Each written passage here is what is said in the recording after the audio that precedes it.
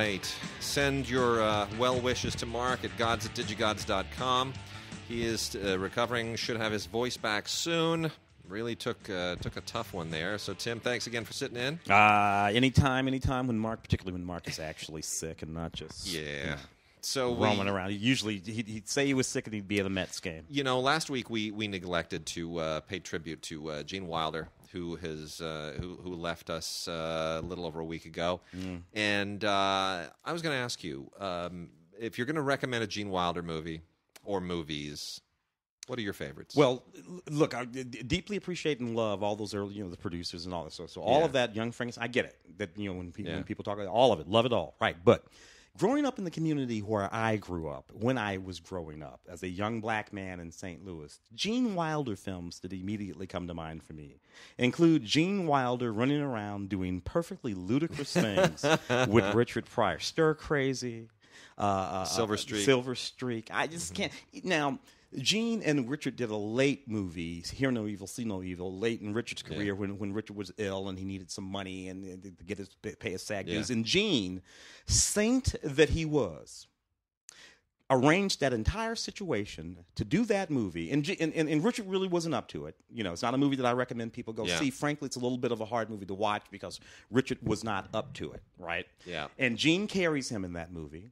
Got him paid so he could pay his SAG insurance. This is the whole story. This is the kind of good guy that Gene Wilder was, right? Because this is late in Gene's career too. Yeah. He didn't have a whole lot of movies left in him. Yeah. But you know what?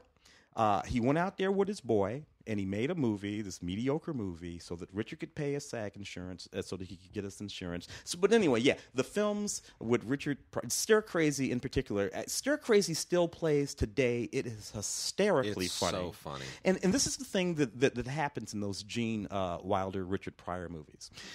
The issue of race lives inside those movies. Yeah. Those two guys knew how to live in that issue and to simply make it funny. They understood the lunacies of it. They understood where the humor came from in it, and they live in it. And it's just, you couldn't find two more human beings, more different in terms of their origins, than Gene Wilder and Richard Pryor. Yet they were buddies on screen and off, and in those movies, and you believed every second of it. All right, that's my rant. And it even starts with Blazing Saddles. Blazing Saddles, yeah, sure. Cleveland Lewis.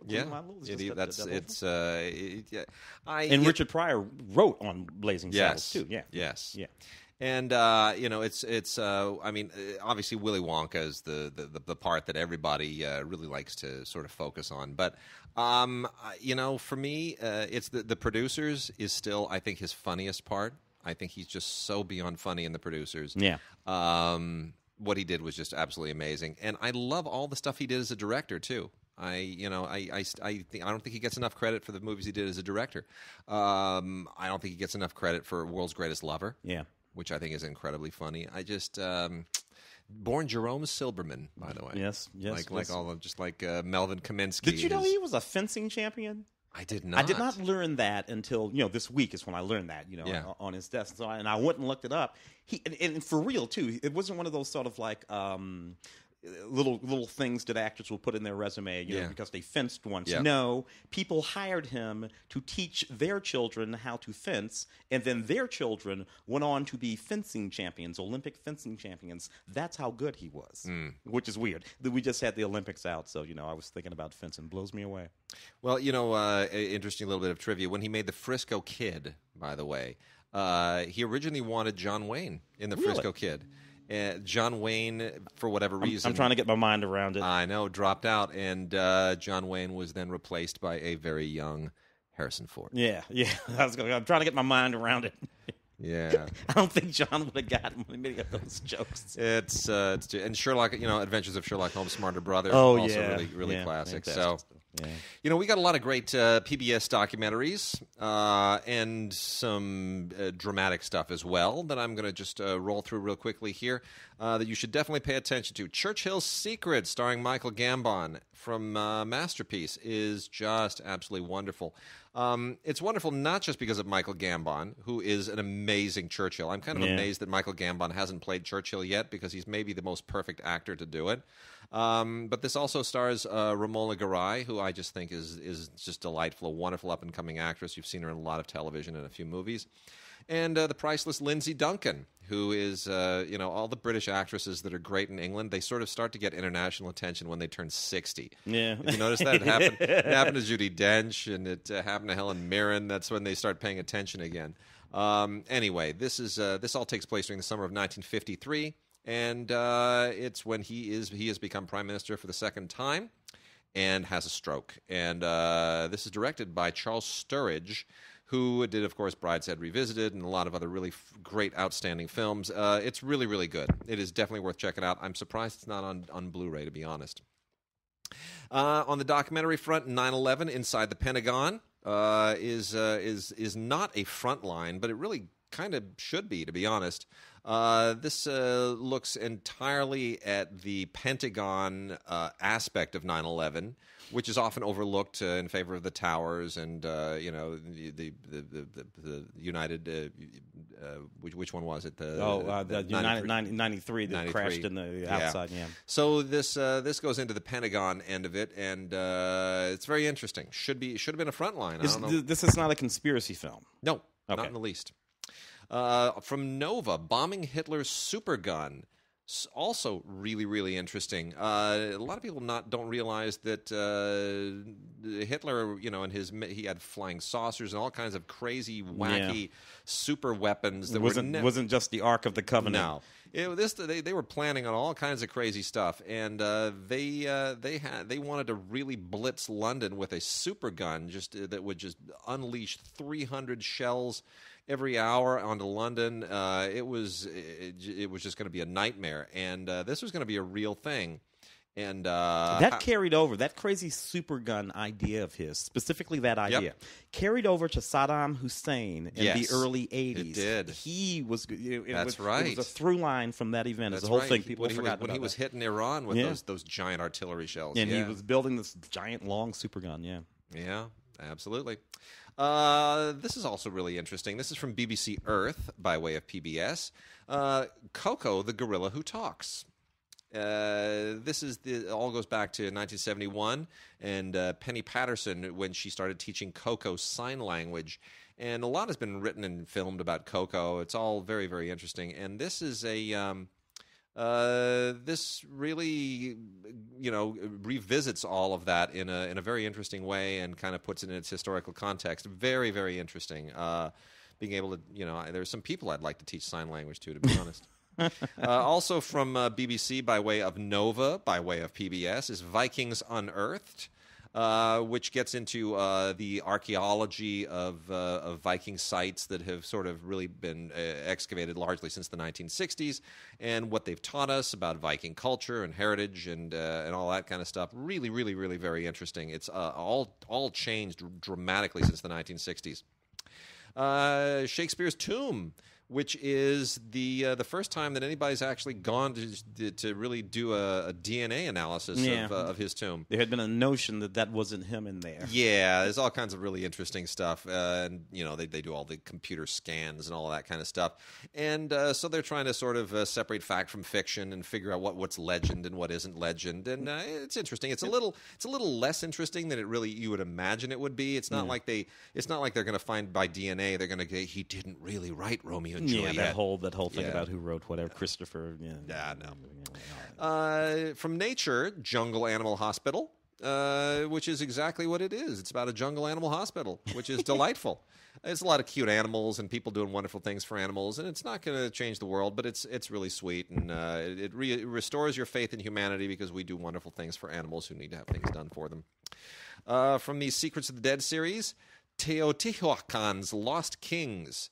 There's so much stuff with Mesoamerica that is just still so mysterious, and this is about a bunch of scientists and archaeologists who go to the tombs that are underneath the ruins of Teotihuacan in Mexico and try to do a little bit what they do in the Viking thing and sort of put together figure out what the ruins were used for and what these people did, and see if they could find archaeological and DNA evidence that would help piece together that civilization. It's very interesting. Here's a killer Frontline, and it's heartbreaking. It's life-affirming and heartbreaking at the same time. Children of Syria. This is about a single family of refugees, And it sort of uses them as a microcosm of the migration and refugee crisis, which has just only gotten worse over time. And specifically looking at these 4 children over the course of 3 years, this has been they've made this, and it's just gut wrenching because there's just no end in sight for the suffering of these people, but. You do get a sense of hope that these kids are going to be okay, and maybe some others in their wake will be as well. But it's they took their time to not rush this, and it really is quite good.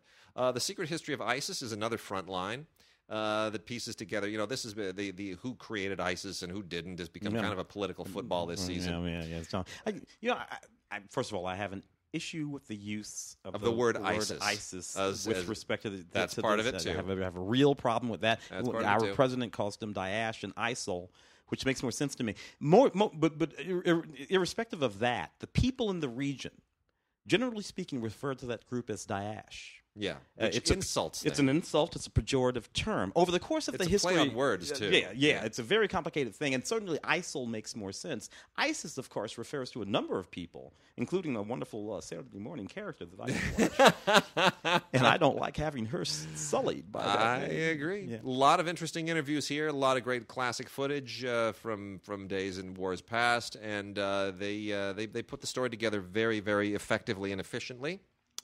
And then there is another Secrets of the Dead, another tomb thing. This is Cleopatra's Lost Tomb. This is a bit more sensationalistic. There's a lot less to learn from her tomb than there is to learn from tombs of Mesoamerican kings and people and Vikings. But it's interesting. Kathleen Martinez, who is an archaeologist who used to be a criminal lawyer. I don't know how you make that career jump.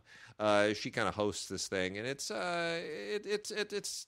interesting if not revelatory. And then lastly, on the fiction front, is the finale of the series Vicious, which has just been absolutely wonderful. And I recommend this just because it has Derek Jacobi and Ian McKellen in it, and they're just fantastic. They're absolutely fantastic, those two. Really, really beautifully done. Great series, and can't get any better. Great supporting cast. So Derek Jacobi and Ian McKellen, two of our priceless, treasured British actors, in a wonderful, wonderful finale to a great series. Yeah, I love that series. Ian McKellen in particular is wonderful. Oh, so good. What do I got over here? I know everybody's been waiting on this. Collector's Edition, Blu-ray, 3D, digital HD, Captain America, Civil War. Look, I poke a lot at these big Marvel and DC movies, as they've come out. But as they go, this one is actually pretty good. It actually works. I don't think this is terribly well directed. I think they put this together pretty quickly. But I will say, as a standalone the Russo brothers directing. Russo brothers, who did the last, who are doing the next Avengers films, right? Which I think we're going to be 2 parts. Now it's going to be 1 part. I've lost track of that. Yeah, that's what I understand. But they did the last Captain America, and they do a great job with this as well. They make it very efficiently, and it's more about the script than anything else. The whole Captain America, Iron Man split over whether you're going to sort of play party to the government. What they're trying to sort of regulate the Avengers now. So we don't get any more stuff get wrecked. We don't wreck any more cities. It's interesting to me that in this storyline, and it follows the storyline of that actually happens in the Civil War. In the graphic novel, comic books, right? But it was always interesting to me that it was Captain America, right? This is. I wonder if people know. I think I mentioned this in my written review of the film, that it's Captain America in that storyline who is the person who is reluctant to fall in line with an organizational sort of oversight thing. Mm-hmm. Now, this is Captain America, who is in the Army, a captain in the Army. If anyone on the planet would be inclined to engage in a sort of authoritative, it would be the captain. Yeah, it would. He's been in the military his entire life. If you're somebody who wouldn't want to fall under government authority, it would be the billionaire. It would be the billionaire Tony Stark.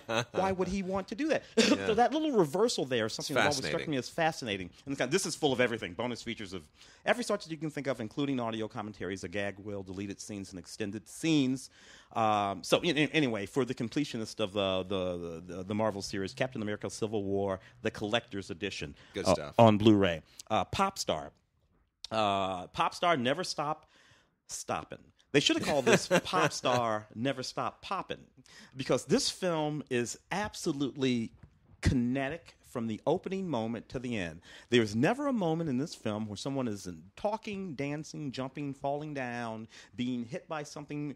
There's never it's just a relentless movie, making fun of mostly Justin Bieber and that. Relentless in a good way or a bad way? You know, relentless to my mind in a bad way. If this film would stop to let you take a breather every now and again, you'd probably find some of these jokes funny. But when it's completely relentless, you don't have time to laugh at a thing. Yeah. It was actually funny. Something just happened that was funny. Somebody said something funny. Something happened funny. You'd like a beat to absorb the funny moment. You can't, because we are off to another joke. And frankly, it's the sort of undermining thing of this film. Ultimately, deleted scenes, gag reel, music videos is funny. This DVD Blu-ray release is relentless. Mm-hmm. Backstage stuff, shooting hoops, Turn Up the Beast backstory. That's the name of the thing. Featured commentaries from Andy Samberg and Avi Schaefer and Jacques. Everybody's completely relentless. The movie didn't do as well as I thought it might. The Conjuring 2. This is what bugs me about the Conjuring films here. The Conjuring. I like the first one. I like the first one. I like this one too. I like. Okay. They're both pretty good, and they're well-made horror films. But the thing that bugs me, they say the next true story in The Conjuring, the true story of. The thing about the Conjuring films, the first one and this one, they're not true stories. Okay, none of this crap happened anywhere. But you know, they make decent horror movies. Vera Farmiga's quite good in it. Special features, a wonderful little documentary about the crafting of The Conjuring 2, some deleted scenes, and a few other things. So, The Conjuring, if you like the first one, you'll probably enjoy the second one. This is the Blu-ray, which is pretty good.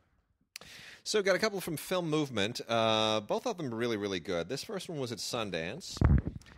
It is called Take Me to the River, directing debut from Matt Sobel.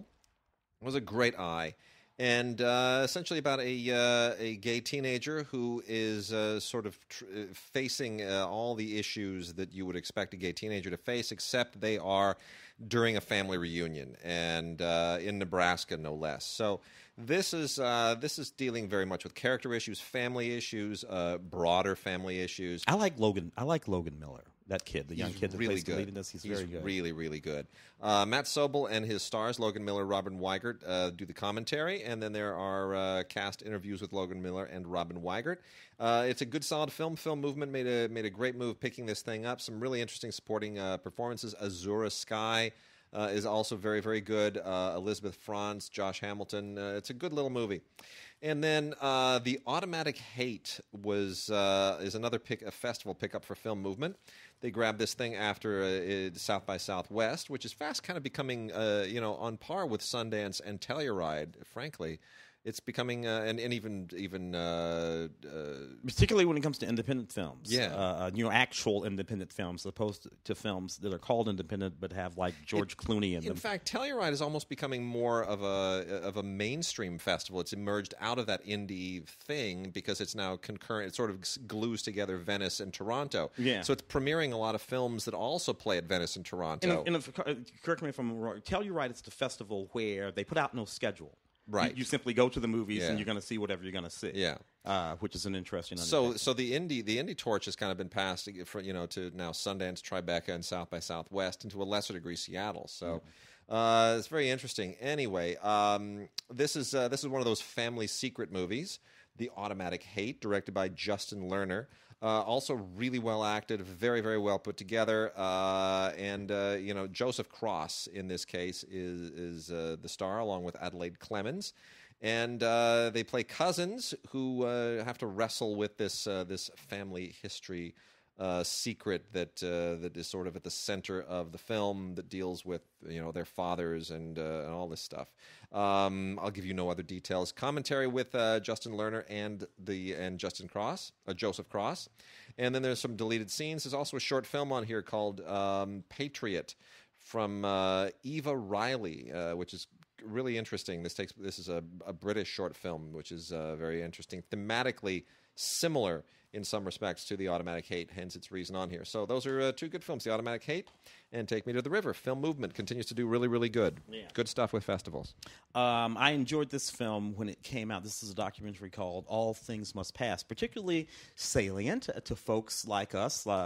Wade, I've been here for 26 years. You've born and raised here in L.A. All Things Must Pass is about the Tower Records that was on Sunset Boulevard. Man, I spent so many hours in that place. In the 26 years, it was it was a thing. The Tower Records. I'm sure all communities have all the way back like to the this. 60s. But this has to be a unique thing because, in fact, it was the spot where rock stars, both of the community, that Tower Records wasn't too far from Laurel Canyon. Yep. And in Laurel Canyon was the spot music scene. Where the music scene was. Everybody lived in Laurel Canyon at one point or another from the middle 60s until much later. And this Tower Records was relative to all of that, the performance that's there. And it was literally right at the beginning of that part of the Sunset Strip where all the clubs were in West Hollywood. The whiskey, the go-go, the Rainbow. The Rainbow, right down to the Coconut Teaser. I can't tell you how many times I played at the Coconut Teaser. All of that was right there.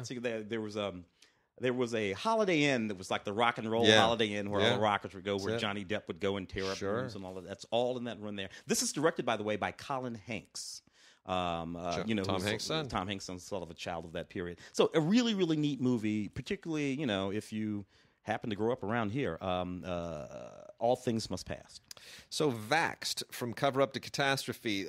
This is that very, very controversial anti-vax documentary that became a big deal at Tribeca. Yeah, and it was in, and then it was out, and it was back. Yeah. And a lot of people are not happy about this film. This is from Cinema Libre, who Cinema Libre takes chances with documentaries. They tend to be of a very progressive nature. That's sort of their brand. So it's interesting that they have elected to get behind this film. I would recommend people watch this film. I am very much pro-vaccination. I have no qualms about saying that. I've got a 3-year-old daughter who has had all of her necessary vaccinations and will continue to get them. There's just no way that I'm not gonna vaccinate her. However, we have met people who do not believe in vaccination. We don't let our daughter play with their children, but they have a point of view, and it is important to understand their point of view if you want to at least empathize or have a discussion or a dispute. You got to know where they come from, and this is a good primer in that. What's relevant here in this discussion of vaccinations is the understanding of what's going on in the mind of people who do not. That's what's relevant. There is no question about the efficacy of vaccination. Take it from me, a guy, I was in the military for years. They shot me up with everything on the planet and sent me all around the world, right? To places where people were getting sick and dying from all kinds of horrible things. Never got sick, and I didn't die. I'm still here. Why? Because the United States government wisely shot me up with everything that you're supposed to get shot up with. So that's what's interesting and important about these films is that it's the mindset. It's like what's going on in the zeitgeist, not the science. When they question whether or not there is a controversy, whether or not there's a scientific controversy, that's when I come to have an issue. Yeah. And that's what sort of happened with this film, which is why it was in Tribeca and then not in Tribeca. And this is what's interesting. Like so many films, they put all of the little laurels of all the festivals that it's been in, but they also put, if you notice down there, they put World Fest Houston and Tribeca with little X's through them. Little X's, meaning, we were banned, so it gives it a little taboo quality. It's worth checking out. Vaxxed, from Cover Up to Catastrophe. Whether you agree with it or not, it is worth knowing this point of view. Yeah. I got one over here. This is a really, really. Oh no, actually, that's the wrong film. I'm gonna do the Wonders of the Arctic 3D instead. Oh yeah, it's a beautiful documentary about that, narrated by Victor Garber. It's one of those things where you have the polar bears, out there on those lonely floating icebergs, and basically what this film does is attempt to understand what's going on in the Arctic, literally what animals are in distress, what the ice floes are actually doing, and it's beautifully shot. They go both above the ice floes and beneath the ice floes. You have this extraordinary IMAX filmed sort of photography that's attempting to get out of this. What I do like about it, it's a David Lickey film. What I do like about it that it's not a sort of left wing environmentalist sort of screed. It's not that. Yeah. This is beautiful. these Enjoy places. it with us. Enjoy it with us, and and then there's some relative facts about some of the things that are actually happening here that no one can really argue about. Particularly, same thing with a second film from the same company called The Last Reef: Cities Beneath the Sea. An extremely beautiful sort of film for IMAX experience beneath the ocean.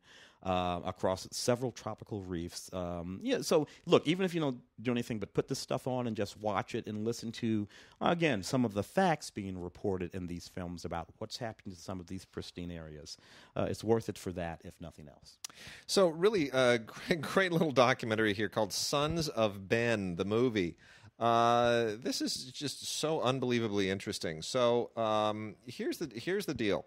Major League Soccer, I know Mark and a lot of other people don't really get into soccer, and that's fine. I'm a soccer maniac. So in Philadelphia did not have one of the original Major League Soccer teams. And for soccer fans in Philadelphia, that was a really big deal. And they always expected one. And after a decade, still didn't happen. So a bunch of people in Philadelphia created a fan group called Sons of Ben, named for Benjamin Franklin, of course, Philadelphia, Benjamin Franklin. And the purpose was to basically be a lobbying group to bring a Major League Soccer team to Philadelphia. And that's basically what this story is, and it's an amazing grassroots story of soccer fandom in a place that was resistant to really validating that, and it is quite a story. It is surprisingly not really about soccer, but it's really about the people in this group and what this effort did for them and the bond that it created, and it's really interesting. It's such an unusual story. Got another doc here. First Monday in May, which is all about the Costume Institute's fashion exhibition at the Metropolitan Museum of Art, and this whole vast, elaborate thing that they did in 2015 called China Through the Looking Glass, which is this just really gaudy, weird, elaborate, just I don't even want to call it a show. It's like part costume show and part art exhibition, and it's just one of those things that could only exist in the fashion world of New York. It's a very, very unusual thing. Anyway, this is all about how it was put together, and there's almost no real way to explain it. It's like fashion meets museum meets modern art meets showbiz. It's just it's a fascinating thing. Anyway, this is the first Monday in May, and then also have a documentary here this is actually really, really good. This is from Film Movement called Paparosen by a filmmaker named Gaston Solnicki or Solnitsi. Which is one of these very personal family films. There are a number of these that come out every once in a while. People who shoot basically documentaries about their own family history, but it becomes more than just a home movie. It's more than something that's just relative to their family. It's interesting to everyone's family. And in this case, Solnicki is basically beginning with the story of his grandmother, who's a Holocaust survivor, and it dovetails down from there, and how that affects just about everyone in the family, and how the family history really, really trickles down to even many, many generations later. Solnicki is now Argentine. The family, of course, emigrated from Europe to Argentina, but those roots are still very, very strong. So that is a very, very interesting film from Film Movement called Papirosen, Papirosen. I have this extraordinary documentary. It's called Hand Gestures. Stuff in here that I did not understand, that I did not know at all. All right. So this is a film about an Italian foundry that's been around for more than 100 years, where they cast bronze sculptures, right? I did not know that bronze sculptures are made today exactly the same as they were hundreds of years ago. Yeah. And I had the chemical ingredients, the smelting of the metal, the way that they are cast are done, and they're taught by artisans. You can't go to college and learn how to do this. It's an artisan thing. And it's absolutely extraordinary. That's what this film is about. Hand Gestures, a film by Francisco Clarici. And it's a perfectly beautiful film that, what can I tell you, educated me about something that I didn't understand at all whatsoever. It's a DVD, by the way, from, what is this, Kino Lorber.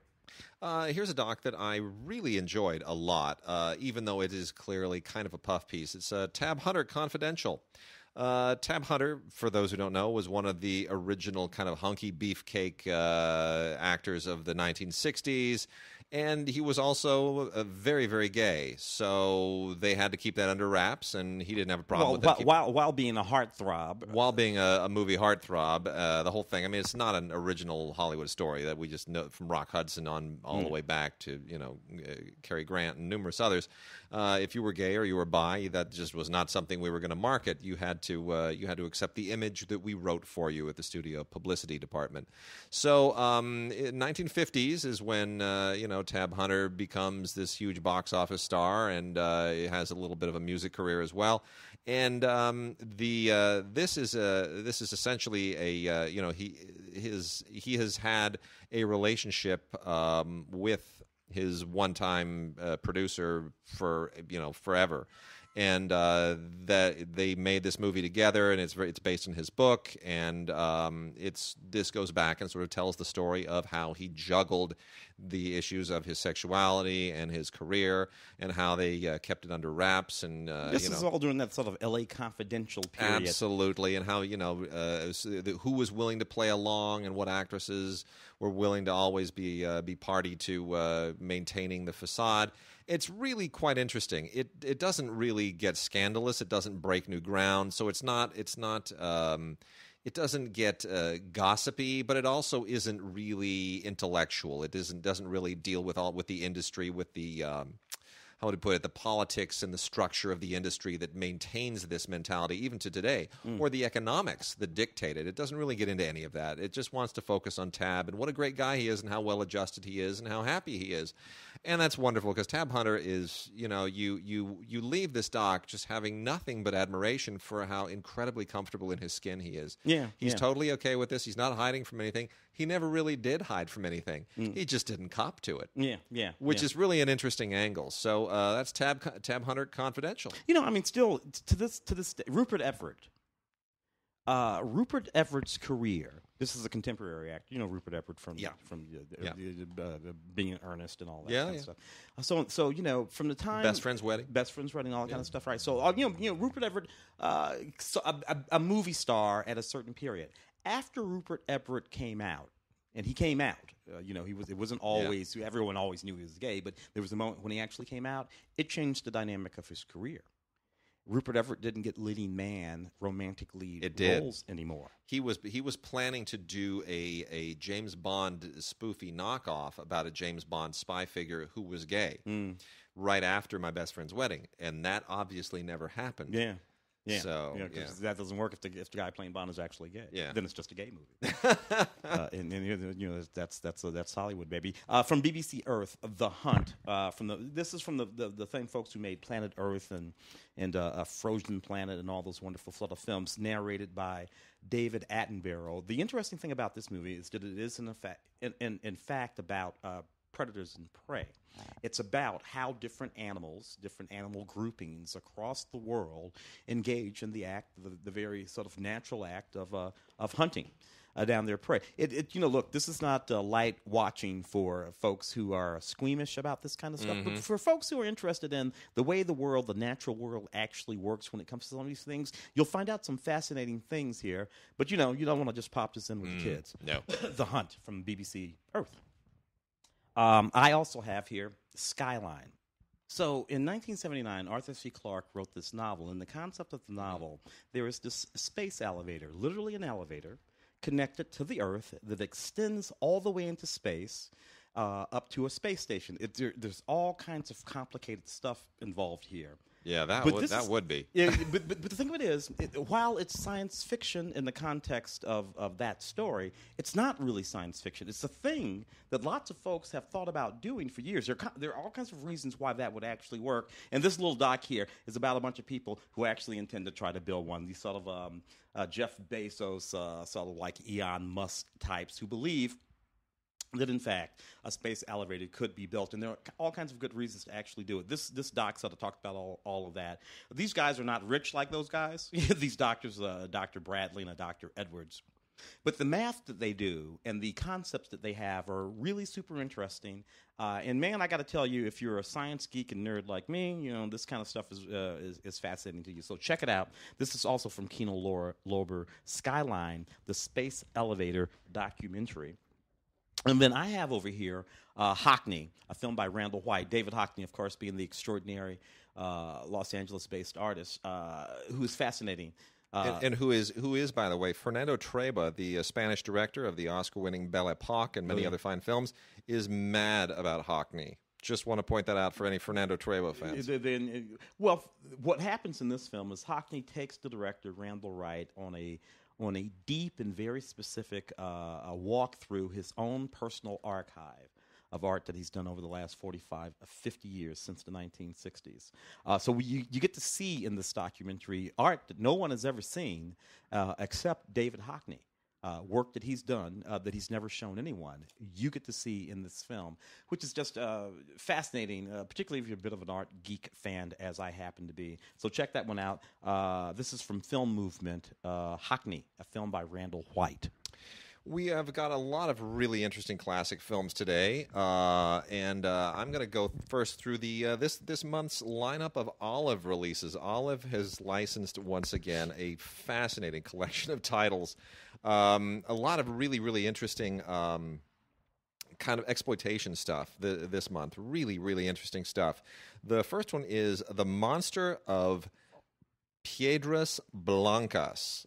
Now, this has a really gory artwork on the cover of this kind of creature from the Black Lagoon looking monster holding a decapitated human head. The title, The Monster of Piedras Blancas, means the fiend that walks Lover's Beach. That is the subtitle to the title. That is effectively what it is about. Clearly very much inspired by the creature of the Black Lagoon. This is from 1958, right smack in the middle of the exploitation film moment. And it is all about this little tiny community, Piedras Blancas, that suddenly is facing what would normally be a serial killer problem, but it, of course, turns out that there is a monster responsible for doing all of this stuff. And it's again, very much a knockoff of the creature from the Black Lagoon, but rougher, tougher, gorier, and with some really interesting socio-political subtext to it. But is Adrienne Barbeau in it? No. Okay, well, another one. Yeah. So that is one that they just it's a really fascinating curiosity that they went and dug up. The Barbara Steele and Robert Fleming also star in The Horrible Dr. Hitchcock. That is Hitchcock without a T. H-I-C-H is how they spell it. I'm sure because they were probably afraid of some kind of a lawsuit. This is a proper lawsuit. A proper lawsuit. This is getting down to the end of the exploitation era from 1964, and clearly owes a little something to the Gothic films of Roger Corman. It's kind of in that same vein, which it's a little bit between the Roger Corman Poe films and the Peter Cushing and Christopher Lee films that they made for Hammer. It has kind of a little Gothic imprint of both of those, and it works well. It's a bit of a mad scientist film. It borrows a little bit from Frankenstein, The Bride of Frankenstein, and all that stuff. It's an interesting movie. The Horrible Dr. Hitchcock, Hitchcock. Jekyll and Hyde Together Again is a wacky, nutty 80s era riff on Jekyll and Hyde, directed by Jerry Belson, who was a big sitcom director, stuff like The Odd Couple, did a lot of stuff with with the all the great sitcom guys, but with Gary Marshall in particular. But I don't know that this film works very well. It feels like a really kind of weird, low-budget precursor to stuff like My Science Project and Weird Science, and it feels like that stuff is about to hatch out of this movie. Yeah. Still, it is an interesting 80s era throwback. It feels of the 80s. It's very much the vibe of the 80s, the sensibilities of the 80s. So it is an archival film in many respects. Another favorite of mine when I was growing up, Lucille Ball and Henry Fonda in Yours, Mine, and Ours. This is, she's got 8. This is like the Brady Bunch on steroids. This is just terrifying. He had 10 kids, she had 8. They got together, and suddenly they got a family of 20 people. I still love that movie. It's just a crazy, crazy movie, and the only reason it works is because the director, Melvin Shavelson, is a really, really good director and was able to juggle 20 people and all of the madness that kind of a plot entails. Does a really good job of it. And Lucille Ball and Henry Fonda, just both of them great actors. 1968, they're both well past their prime. Yeah. But they're perfect for something like this. Yeah. The movie is really about all the kids running around and everything that they're doing. Yeah. Absolutely. And of course he's a Navy officer, so that adds, a little bit. There's kind of a little bit of the Sound of Music thing there. The naval officer who can't really control his own family. Yeah, it is. It's very much of its day, and it's a lot of fun. It's based on a book, which I'm completely unfamiliar with. But Tim Matheson shows up in this thing. A very young Tim Matheson, Tom Bosley, Tracy Nelson, Morgan Brittany is even in this. It's a lot of fun. And then the last 2 regular Olive titles are real novelties. Commando Cody, Sky Marshal of the Universe. This is 12 episodes in this fascinating 1953 serial, which is, it's kind of like, it clearly does not want to be Buck Rogers or Flash Gordon. It clearly wants to be cooler than both of them. It wants a hero who's a little bit more of a... less of a kind of a space guy who's just trapped by circumstance and a little more of a proactive hero. That was the idea here. And it's very easy to see where the Rocketeer came from, because the Rocketeer is completely a descendant of Commander Cody. Oh, yeah. So Commander Cody is really, this is a great serial, a lot of fun. People who love these serials of the 1950s will really enjoy this. This is, I think, one of the better ones from the era. Judd Holdren, Aline Town, Craig Kelly, and Gregory Gay star in this. And then the last regular Olive title is a discovery I cannot even believe is on Blu-ray. This is Cecil B. DeMille's The Captive. This is from 1915. A lot of people thought this film was dead and buried, impossible to find, and they have found it and done quite a nice job with it. This is a silent era legend that is essentially a melodrama about a family during the Balkan War of that period, which is it amazingly reflects a lot of what's going on now. Issues with Turkey and the Balkans, and religion doesn't play a huge part in this, but it is in subtext. Really, really interesting. Very well done. Very epic. Really reveals DeMille, even as by 1915, as a guy who had he was on his way to making bigger and better films, more elaborate films. Really, very, very skillfully put together. So that's just a beautiful discovery. 1915's The Captive by Cecil B. DeMille. A lot of people forget that even at the beginning of the film industry, there was an international film market. In fact, the film market has always been international, and people have always been interested in those big sort of transcontinental stories. That was always there. What else you got over there? This is from Slasher Video.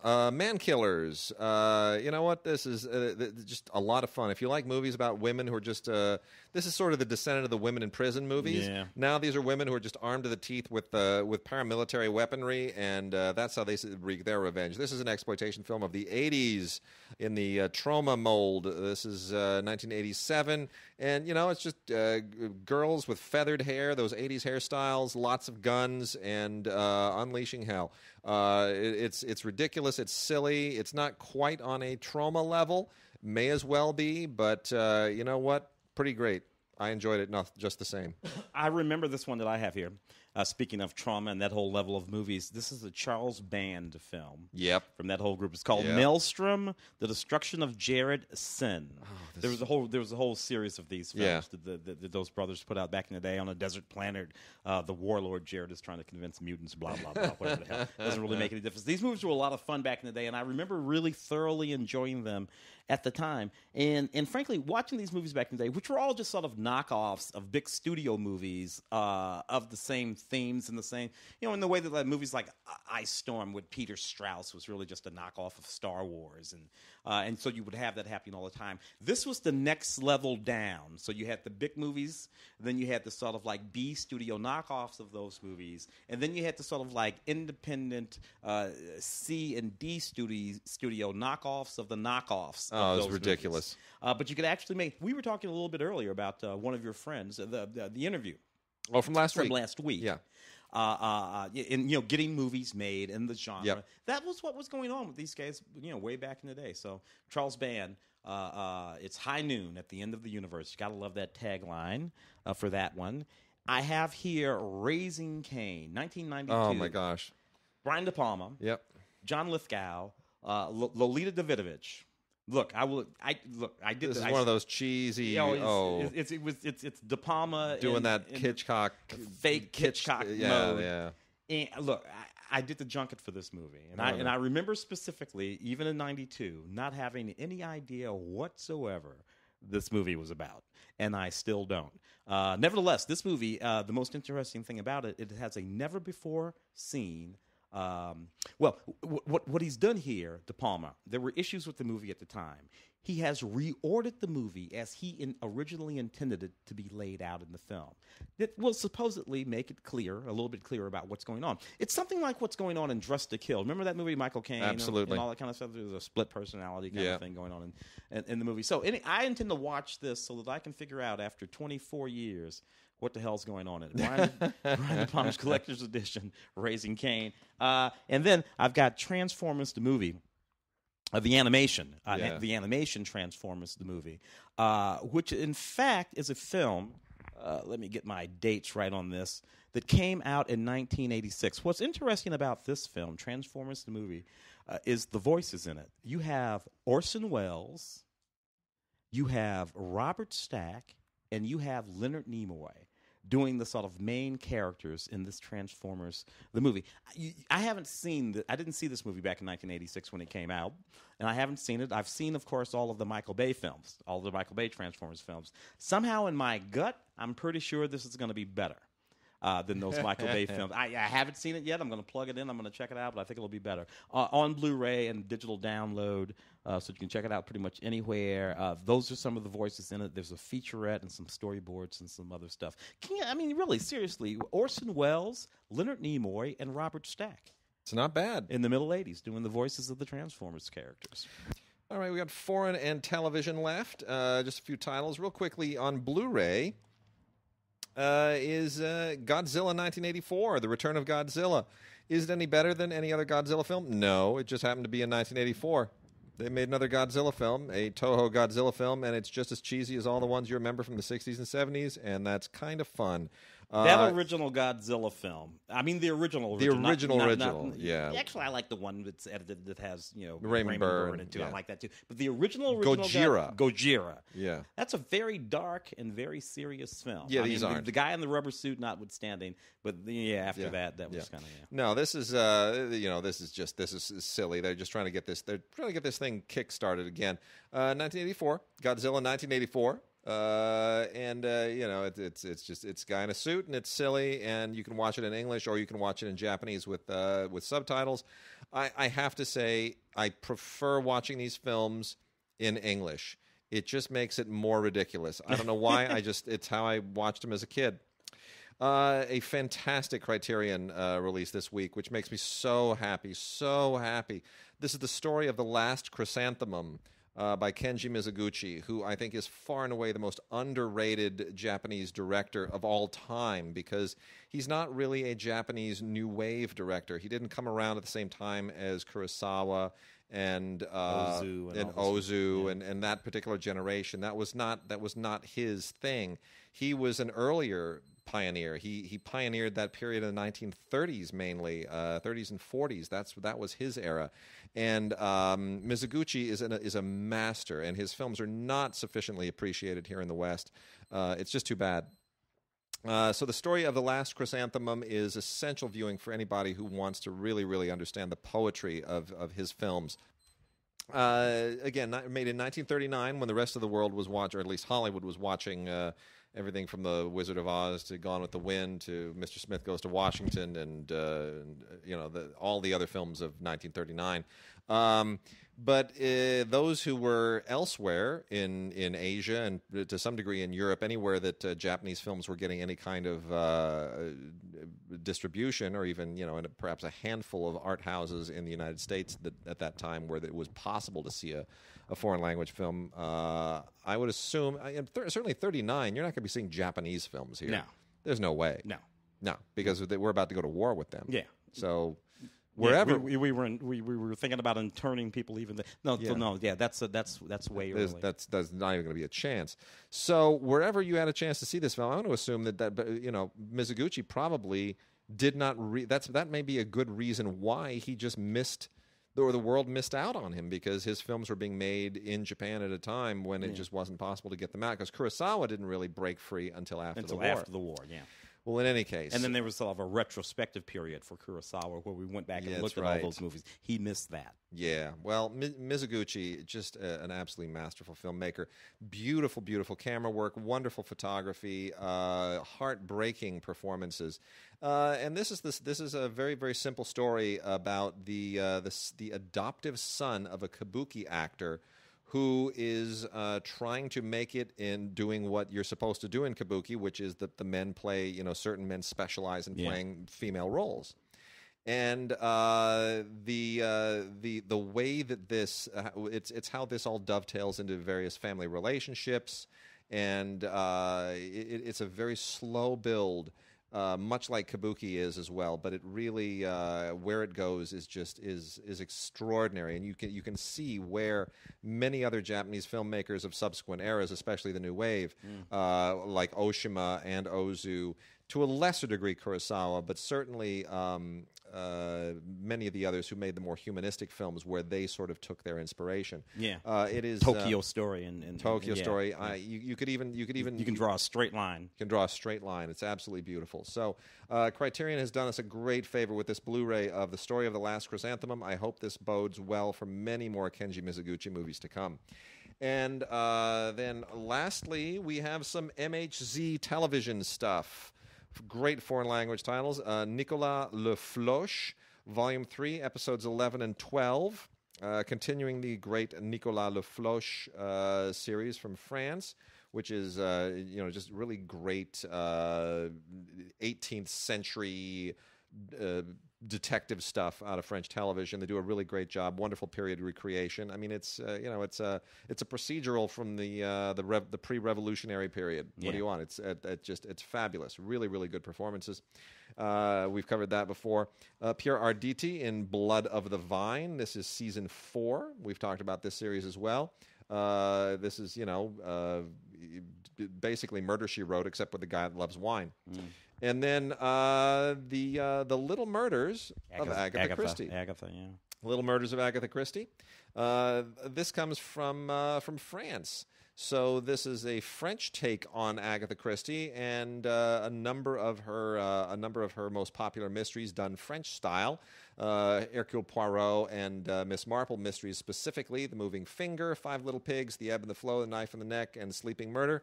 And I got to tell you, Agatha Christie works in many respects better in French than in English. Yeah, interesting. It's kind of a nice twist. I never think about it much, but those titles are so sharp. The Knife in the Neck, The Ebb and the Flow. Just really, really fantastic stuff. I got a couple here that I'm going to knock off for. So this was one that a lot of people missed, despite the fact that it's nominated for several Emmys all the way. It's the story, Bryan Cranston and Anthony Mackie.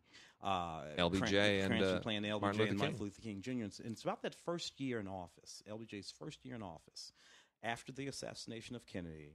And when Dr. King was lobbying hard for the passage of the Civil Rights Act, which is something that LBJ wanted to do, in trying to. So all the events of Selma and all of that kind of stuff is relevant in the context of this film. This film sort of like goes behind the scenes of all of that. Bryan Cranston doing an outstanding job as LBJ. Let me tell you something about Bryan Cranston. We think about Bryan, we think about Breaking Bad. Okay, great, fantastic, good work on Breaking Bad. Bryan Cranston is an outstanding character actor. He did excellent work year ago, maybe it was 2, as Trumbo. Played Trumbo in that movie. Best thing about that movie is him playing Trumbo. Character actor, right? Here, he plays a dead-on LBJ, right? Just an outfit. You run through Bryan Cranston's career, and what he really is a chameleon. And Bryan Cranston is a classic character actor, the way character actors used to be. He can simply play the guy. He will become the guy. He'll do the damn thing. How much of this film? Because I had the feeling that this film came too closely on the heels of Selma. It's exactly right. People were too ready to compare. Who's the better LBJ? Who's the better MLK? Right? That was too much. There needed to be a little more breathing time between the two. And in a certain way, if you're a political person, this is a bit of a corrective to Selma. Selma is too harsh on LBJ. Yeah. Selma, for dramatic reasons and purposes, and I love Selma. I gave it a great review when I wrote it. But as a person from a particular era and political mindset, that history was the history that I know. LBJ is a very interesting character, but one thing LBJ wanted to do was pass that Civil Rights Act, and Selma's a little too hard on him. This movie sort of corrects that just a wee little bit. I've also got The People versus O.J. Simpson over here. I'm going to admit something right now. Didn't watch a single episode of it. Neither did I. What the hell would I do that for? Yeah. You and I, we were here. Yeah. I watched O.J.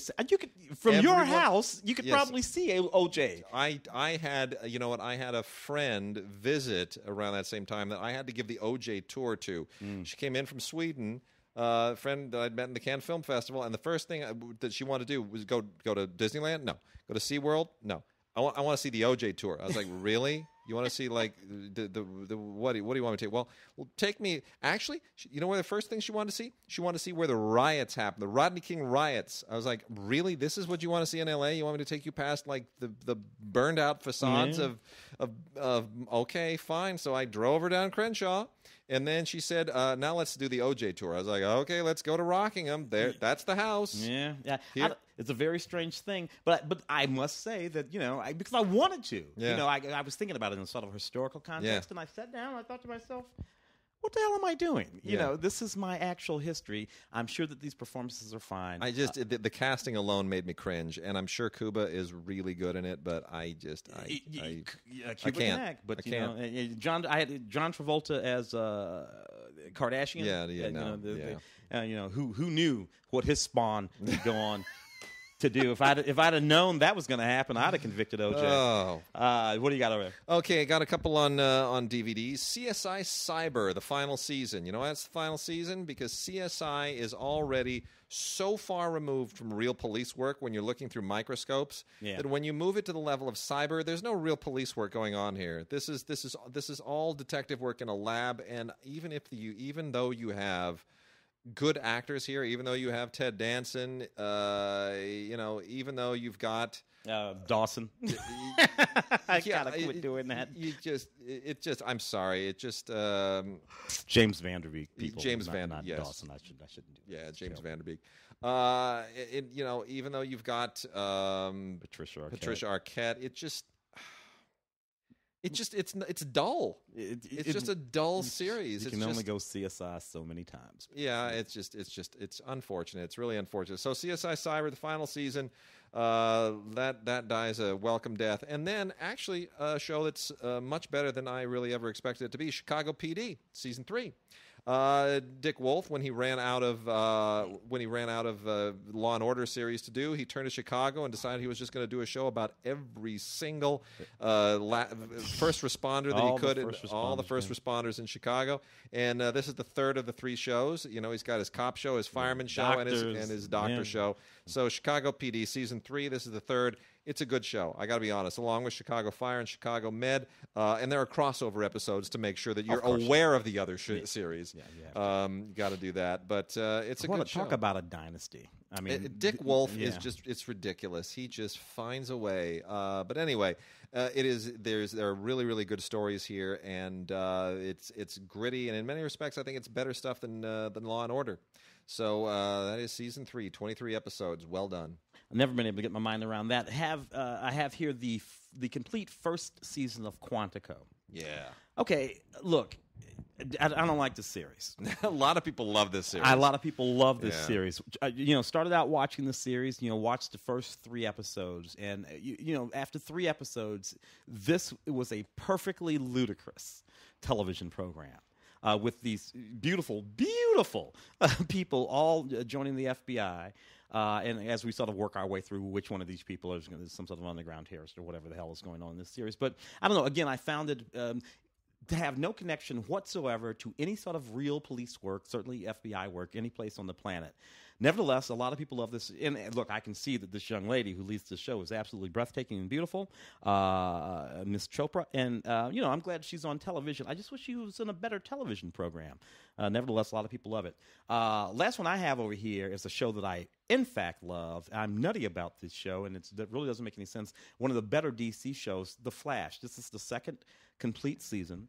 Love this show. I love The Flash. Look, the only thing I don't understand about The Flash I don't understand why the kid who plays the Flash in this television show, Grant, whatever his name is, not in the movie. It's not the kid playing the Flash in the movie. Because Warner Brothers is not smart, and they seem to think that that if you're making movies, you want somebody like Zack Snyder godfathering the movies, and that for television, Greg Berlanti, whatever mistake he made with the Green Lantern movie, forget about that. He's figured it out on TV. All these shows.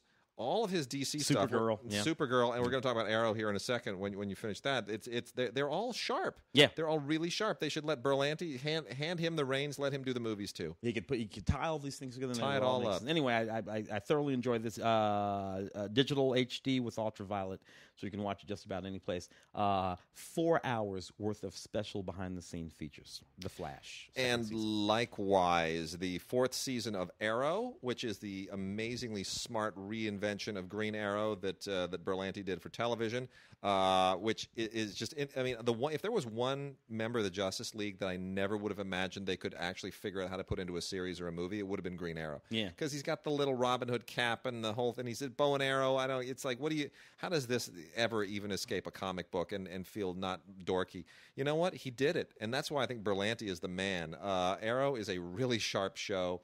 It keeps getting better. With Hive, HIVE, the evil organization of Hive in the picture, it just gets better and better. And Canary is in this thing, and it's so cool, and it keeps getting better. And I love what they're doing. Tons of featurettes. There's a great crossover bit with The Flash. They've done a couple of those. Yeah. And, unaired scenes and gag reel. This, again, like The Flash, is Blu-ray and ultraviolet. It is terrific. With Supergirl coming over from the network, I think CBS it was on, to CW. The CW, which produces all these shows together in a block. Yeah. I imagine we're going to have some. We've already had a crossover Supergirl Flash last season. Although I don't like the guy who's playing Superman in Supergirl. I think that's mistaken casting. Frankly, they should have never, ever shown us Superman in Supergirl. We don't need to do that at all. No. That's just, Nope, there you go. Not good. Yeah.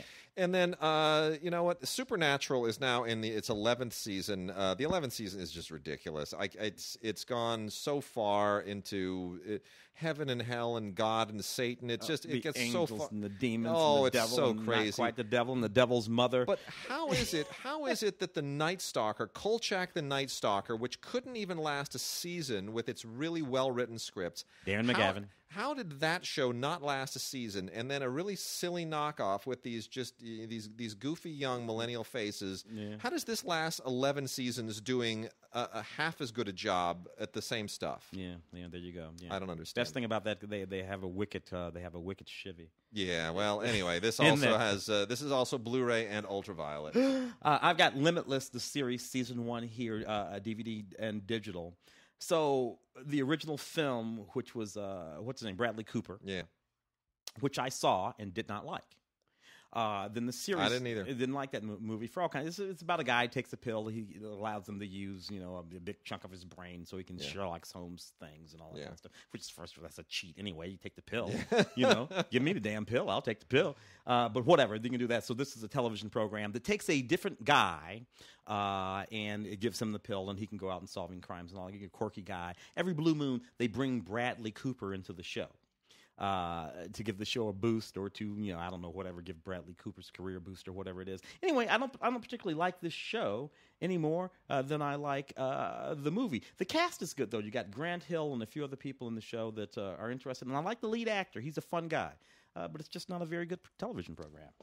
Dropped all the movies again. So, and our last title this week is the 19th season on Blu-ray of South Park, which includes commentary from Matt and Trey.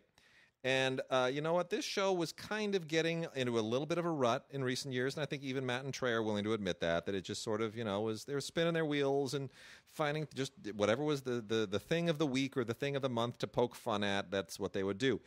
Everything changed in season 19. That's a late moment for a long-running series to switch it up, but they switched it up. And you know why they switched it up? Because they realized that the real-life political soap opera going on in this election year was so absurd and so far-fetched and so insane you can't make fun of it. That if they wanted to keep up, they had to up their game. Yeah. They had to get back in the game, and they had to up their game. So they actually do this as a complete. This is a whole. It's not like a different story each episode. It's serialized. The whole season is a gigantic soap opera on political correctness that is endeavoring to be even more absurd than what we see in the news every evening. And damn if they don't do it. Out Trump. So they season really 19. I'll admit to it's fantastic. I'll admit to everyone listening now, because I don't really feel bad about it, that I stopped South Park about 10 years ago. Yeah, same here. Which means that I watched South Park for like 9 years. You Yeah. know, which was that I thought that's pretty. Sure. And I didn't stop it for any particular reason. I didn't have any issues with it. I got a little pissy when the late Isaac Hayes. Sure, when they had that dust up. Yeah, which was not Trey and Matt. That was Isaac. Yeah. Isaac was tripping. Dude, you can't make fun of everybody else. And then when we decided to make fun of Scientology, you get a little attitude. Yeah. And then, so that all went down. And whatever. That all felt uncomfortable. Yeah. I agree. And I just decided, you know what? This has all been really fabulous. I stepped away.